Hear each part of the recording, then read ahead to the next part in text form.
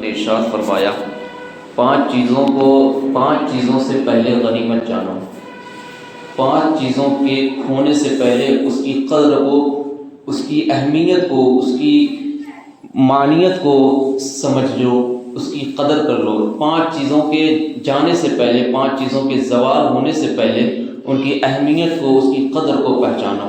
وہ پانچ چیزیں کیا ہیں؟ وہ پانچ چیزیں ایسی ہیں جن پر منحصر ہماری زندگی ہے، جس کے ارد گرد ہماری زندگی ہے۔ وہ پانچ چیزیں کیا ہیں؟ آقا جان عالم علیہ السلام کے فرمان کا مفہوم آقا فرماتے ہیں اپنی جوانی کو بڑھاپے سے پہلے غنیمت جانو، اپنی جوانی کو بڑھاپے سے پہلے غنیمت جانو۔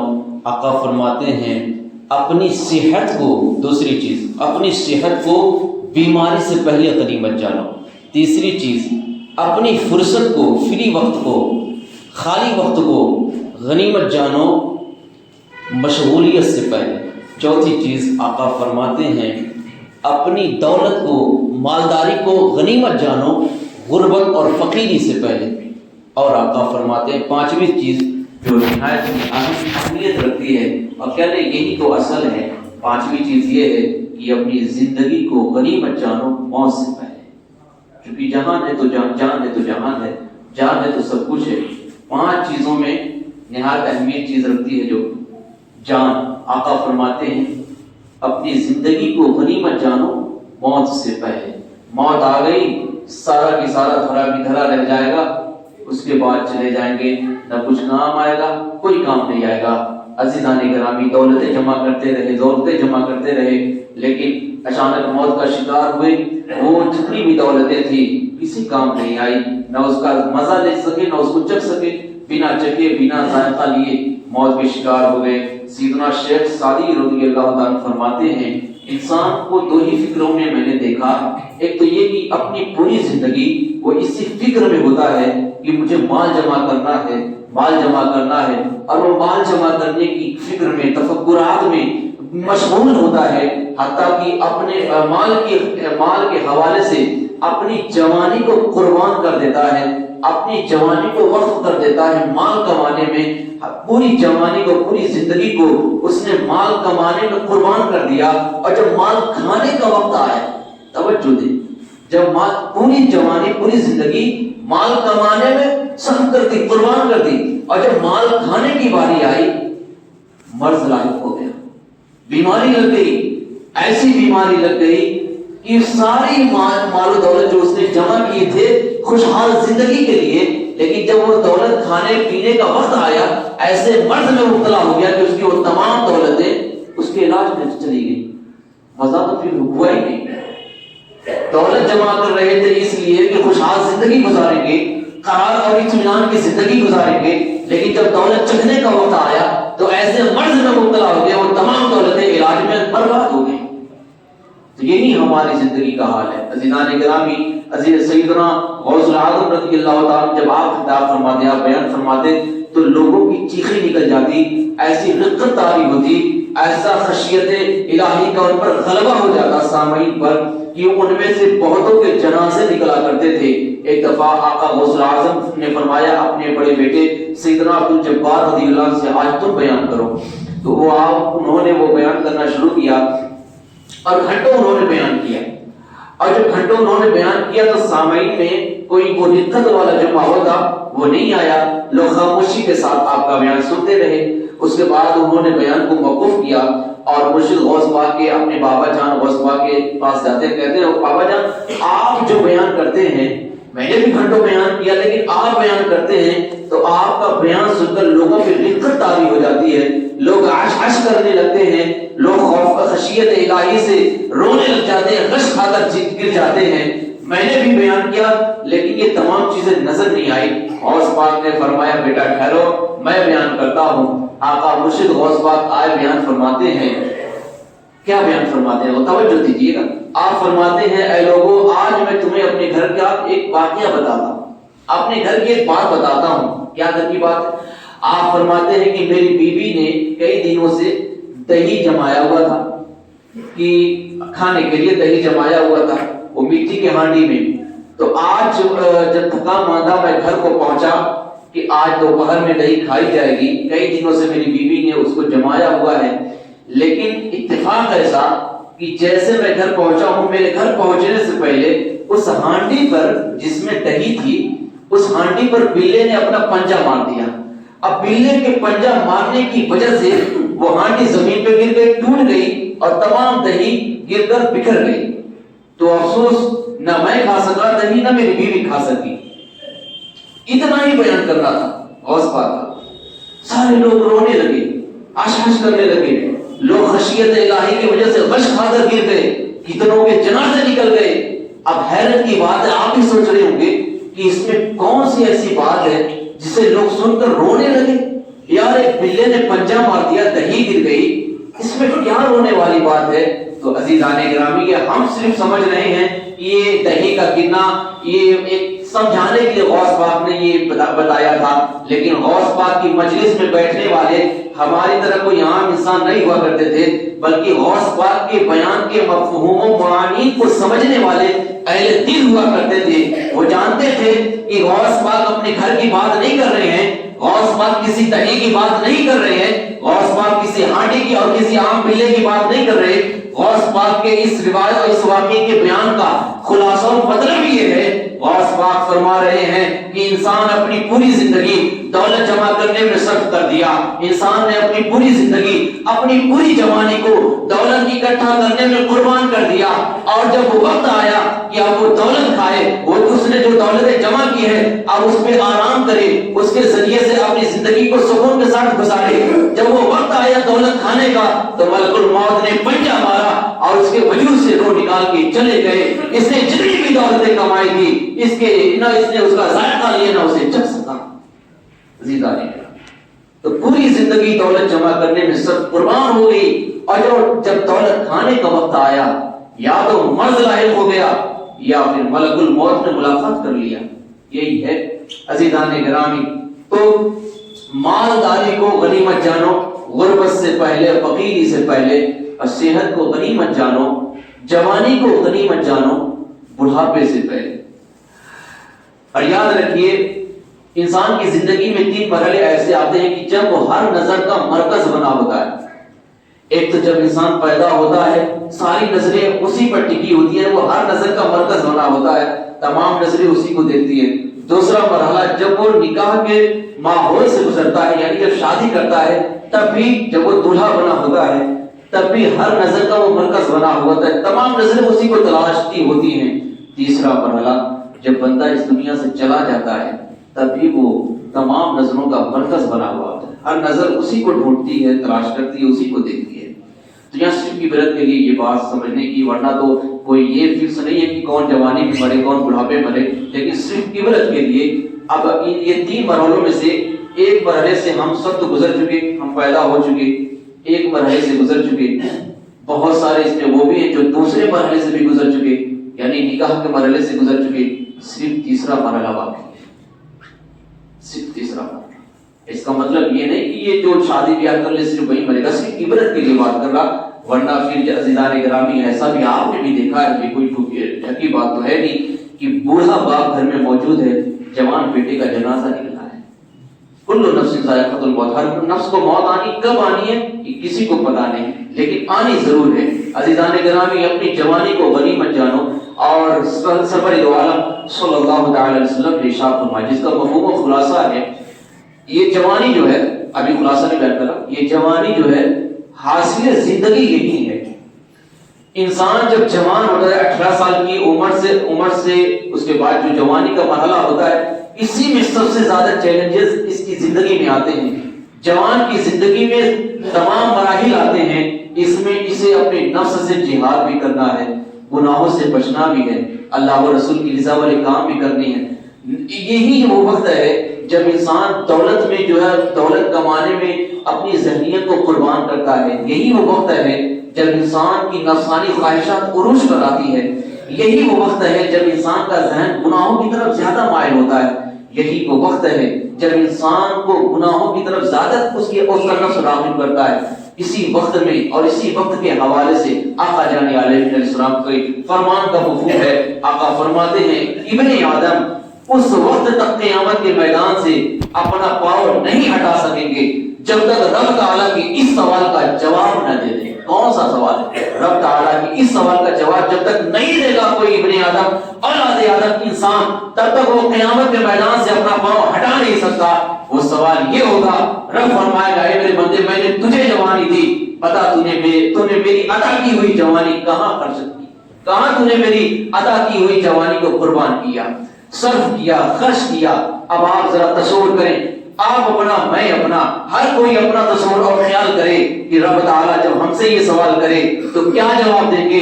یہ جواب دیں گے مولا ہاں تو نے مجھے جوانی دی، میں نے پبجی گیم کھیلنے میں گزار دیا، مولا تو نے مجھے جوانی دی، میں نے عیاشی میں گزار دیا، مولا تو نے مجھے جوانی دی، نفسانی خواہشات کی تکمیل کے لیے اپنی جوانی کو قربان کر دیا۔ کیا جواب دیں گے؟ مولا تو نے مجھے جوانی دی، میں نے ناجائز رشتوں میں اسے قربان کر دیا، ناجائز تعلقات قائم کر کے رات بھر بات کر کے میں نے اپنی جوانی کو برباد کر دیا۔ کیا جواب دیں گے رب تعالیٰ کے حضور؟ یاد رکھیے وہ گھڑی آنی ہے جس میں رب تعالیٰ کے حضور ہمیں حاضر ہونا ہے اور ہمیں اپنی جوانی کا حساب دینا ہے۔ عزیزان گرامی، مفسرین فرماتے ہیں لوگ اپنے جوانی کا جواب دینے میں کسی بندے کو 300 برس کا زمانہ گزر جائے گا اپنی جوانی کا حساب دینے میں، بلکہ کسی کو 500 برس گزر جائیں گے اپنی جوانی کا حساب دینے میں۔ ذرا سوچیں، 500 برس گزر جائے گا، 500 سال گزر جائیں گے اپنی جوانی کا حساب دینے میں۔ تصور کریں نا، وہ زمین تانبے کی، سوا نصف پہ سورج بدن کھول رہا ہوگا، وہ قیامت کا میدان جہاں لوگ تپش اور گرمی کی وجہ سے لوگوں کے بھیجے، لوگوں کے دماغ ناک اور کانوں کے ذریعے سے بہ رہے ہوں گے، اس قیامت کے میدان میں کھڑے ہو کر 300 برس تک اپنی جوانی کا جواب کوئی دے گا، 500 برس تک کھڑا ہو کر کوئی اپنی جوانی کا حساب دے گا۔ اب بتائیں اس جوانی کا حساب ہم اس میں کیا دیں گے کہ مولا تو نے جوانی دی، ہم نے کیا کیا کیا؟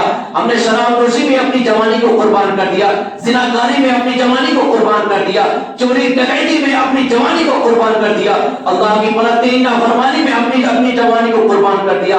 کیا جواب دیں گے رب تعالیٰ کو؟ ہر ایک کی زندگی میں وہ دن آنے والا ہے، آنے والا ہے، آنے والا ہے۔ تصور کریں، تصور کریں، آپ اور ہم تصور کریں کہ کیا جواب دیں گے رب تعالیٰ کے حضور؟ کیا جواب دیں گے؟ ہم نے اپنی جوانی کیسے گزاری، کیسے گزار رہے ہیں؟ رب تعالیٰ کے حضور کیا جواب دیں گے؟ جواب ہے کچھ ہمارے پاس؟ تو ابھی عزیزان گرامی، جوانی کو غنیمت جانو بڑھاپے سے پہلے۔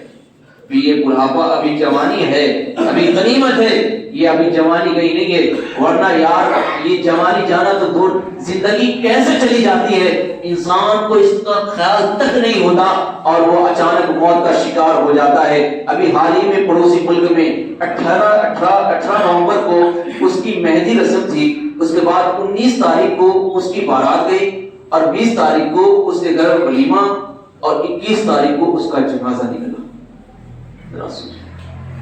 جس بندے کے گھر میں اس کی دلہن پہلی مرتبہ آئی ہو، جو انسان دلہا بن کر گیا ہو، خوشیوں کا پہلے ہو، اس کا گھر پہاڑ بنا ہوا ہو، اس کے ذہن میں کیا موت کا تصور رہا ہوگا؟ سوچے ذرا سا، 18 کو مہندی رسم، 19 کو بارات، 20 کو ولیمہ، کیا اس نے سوچا ہوگا کہ آنے والی صبح میری موت کا دن ہوگا؟ نہیں سوچا ہوگا، لیکن 21ویں تاریخ جب اس کی آئی تو اس کی زندگی کی آخری تاریخ بن کر رہ گئی۔ ابھی تو ٹھیک ہی ہے نا، اس نے شادی کیا ہے، پھر آپ تو سمجھتے ہو کہ بالکل صحت مند رہا ہوگا۔ آپ ذرا تصور کریں، ہم بھی تو سمجھ رہے ہیں کہ ہم بھی بہت ٹھیک ٹھاک ہیں، مست ہیں، بالکل کچھ بھی نہیں ہوا ہے، ہم سمجھ رہے ہیں نا، لیکن موت کیسے ہماری لکھی ہے یہ تو نہیں جانتے۔ یقیناً ہم ٹھیک ہیں، صحت مند ہیں، لیکن موت لکھی کیسے ہے یہ آپ اور ہم تو نہیں جانتے۔ کیا پتا یہ زندگی کا آخری جمعہ ہو ہمارا؟ ہم کو پتا نہیں کہ ہم میں سے کون ایسا ہے جو اگلے جمعہ اس سب کو خالی کر دے گا۔ ہم کو نہیں پتا ہے، نہیں پتا ہے۔ ہم کو یہ بھی نہیں پتا کہ ہم میں سے کون ایسا ہے جو عصر کی اذان بھی سن سکے۔ عزیزان کرام، تو موت کو غنیمت جانو، زندگی کو غنیمت جانو موت سے پہلے، جوانی کو غنیمت جانو بڑھاپا آنے سے پہلے۔ ایک شخص ممبئی شہر کے ہیں، ابھی وہ حاجی صاحب زندہ ہیں، ان کے پاس کافی مالداری تھی، اللہ رب العزت نے انہیں بہت دولتوں سے نوازا تھا۔ انہوں نے اپنے بیٹے کو خوب اچھی تعلیم دلائی، اعلیٰ تعلیم دلائی، اعلیٰ ڈگریاں حاصل کرائیں۔ وہ اپنے بچے کو پڑھانے میں اس قدر مشغول ہو گئے کہ انہوں نے اپنے بچے کو انگلینڈ تک بھیج دیا تعلیم حاصل کرنے کے لیے۔ اس جوان کی عمر تقریباً 25 سے 26 سال رہی ہوگی۔ انگلینڈ میں وہ نوجوان پڑھ رہا تھا، کافی ہونہار بچہ تھا، لیکن عزیزان گرامی اسے کینسر کا مرض ہو گیا۔ 26 سال کی 25-26 کی عمر میں کینسر کا مرض ہو گیا، اس کی ہڈیاں گلنے لگی، نہایت ہی خطرناک قسم کا اسے کینسر ہوا۔ غالباً انگلینڈ میں 6 مہینے تک اس کا علاج جاری رہا، لیکن ٹھیک نہیں ہوا، اسے ہند لایا گیا اور یہاں کے بھی تمام ڈاکٹروں نے جواب دے دیا، کہا یہ لاسٹ سٹیج پہ ہے، زندگی کے آخری مرحلے پر ہے، لے جائیں اسے۔ اسے گھر لے کر آیا گیا۔ کچھ دن گزرے تو اس جوان نے اپنے باپ سے کہا، بابا میں نے جو مارک شیٹ 10 کی میری ہیں، جو 12 کی ہیں، جو کالجز کی ہیں، جو یونیورسٹیز کی ہیں، جو میں نے کھیلوں میں حصہ لیا، جو میں نے مقابلات میں انعامات حاصل کیے ہیں، کیا وہ تمام چیزیں موجود ہیں؟ نہایت توجہ سے سنیے گا، اگر یہ بات دل میں اتر گئی تو انشاءاللہ امید ہے انشاءاللہ کہ ہمارے دل کی دنیا بدل جائے گی۔ دل کی دنیا کو بدلنے کی نیت سے سنیں انشاءاللہ، اللہ رحم فرمائے گا، اللہ کرم فرمائے گا۔ عزیزان گرامی، اس نے کہا، کس نے کہا؟ جو موت کے ایک دم قریب پہنچ چکا ہے۔ ہم بھی موت کے قریب ہے، بس ہم کو پتہ نہیں ہے، کچھ کو ظاہر ہو جاتا ہے، کوئی اچانک چلا جاتا ہے، اور جن کو ظاہر ہو جاتا ہے ان پر تو اللہ کا فضل ہے۔ عزیزان گرامی، یہ اس بات کو موقوف کر کے اس پر ایک بات کہوں، کشمیر ایک بندہ تھا، کشمیر میں وہ بہت زیادہ مالدار تھا، بہت زیادہ مالدار تھا، اس کو بھی سخت قسم کا کینسر ہوا۔ تو ایک عالم دین نے اس سے پوچھا کیا حال ہے؟ ایسے مرحلے میں وہ اس نے یہ نہیں کہا ارے یار کیا پوچھتے ہو، بس اب تو 1-2 دن کا مہمان ہوں، جب نہ تب چلا جاؤں، نہیں، بلکہ اس بندے نے کہا، کیا صابر و شاکر بندہ تھا، اس نے کہا الحمدللہ، اللہ کا شکر ہے، بالکل مرنے والا سخت کینسر میں مبتلا ہے، لیکن حال جب پوچھا گیا تو اس نے کہا الحمدللہ، الحمدللہ، اللہ کا شکر ادا کیا۔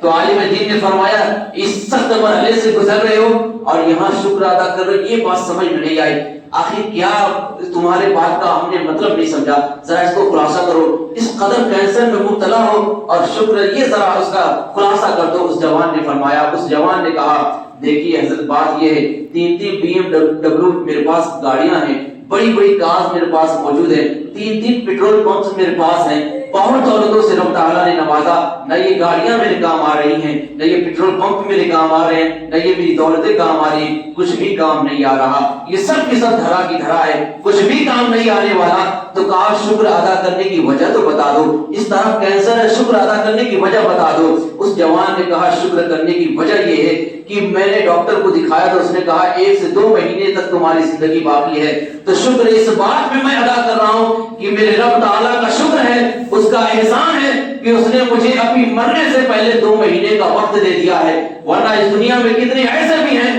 جو رات کو سوتے ہیں کبھی بیدار نہیں ہوتے، جو گھر سے نکلتے ہیں کبھی واپس لوٹ کر نہیں آتے، جو گھر میں جاتے ہیں وہ کبھی بھی باہر نہیں نکلتے، عزیزان اچانک وہ موت کا شکار ہو جاتے ہیں۔ لیکن اگرچہ میرے پاس کینسر ہے، اگرچہ میں کینسر کے سخت مرض میں مبتلا ہوں، لیکن اس کے باوجود میرے رب کا فضل ہے کہ اس نے ابھی میرے موت کے لیے وقت عطا فرما دیا، اس نے مجھے ابھی سدھرنے کے لیے، توبہ کرنے کے لیے اس نے مجھے وقت عطا فرما دیا ہے۔ عزیزان گرامی، ایسے ایسے بندے بھی موجود ہیں۔ بہرحال اس نے کہا کہ بابا جو میں نے مارک شیٹ حاصل کی ہیں، جو انعامات میں نے حاصل کیے ہیں، انہیں میں دیکھنا چاہتا ہوں۔ باپ گیا تجوری سے کھول کر وہ تمام چیزیں لے کر آتا ہے۔ اب عزیزان گرامی، اس جوان کبھی 10 کی مارک شیٹ دیتا ہے، کبھی 12 کی سند دیکھتا ہے، کبھی انعامات دیکھتا ہے، اس کے بعد اپنے باپ سے کہتا ہے بابا یہ بتائیں ان میں سے کون سی ایسی سند ایسی ہے، کون سی ایسی سند ہے جس کو میں دکھاؤں تو نکیرین مجھے چھوڑ دے، کون سی ایسی سند ہے اس میں، کون سا انعام اس میں ایسا ہے جو میں نکیرین کو دکھاؤں تو وہ مجھے چھوڑ دے، وہ مجھے عذاب نہ دے، اس میں کون سی ایسی مارک شیٹ ہے بتا دیجیے۔ تو باپ نے کہا میرے پیروں تلے زمین کھسک گئی، کہا بیٹا میں نے زندگی کی تمام دولتیں تو تجھے دے دی، میں نے ہر دولتیں تجھے دے دی، لیکن افسوس سورہ فاتحہ بھی میں نے تجھے صحیح کر کے پڑھنا نہیں سکھایا، آج اس کا افسوس ہوا۔ تو جوانی کو غنیمت جانو بڑھاپے سے پہلے، موت کو غنیمت جانو، زندگی کو غنیمت جانو موت سے پہلے۔ اب اس کا پچھتانا، اس کا افسوس کرنا کوئی کام دے گا؟ نہیں دے گا۔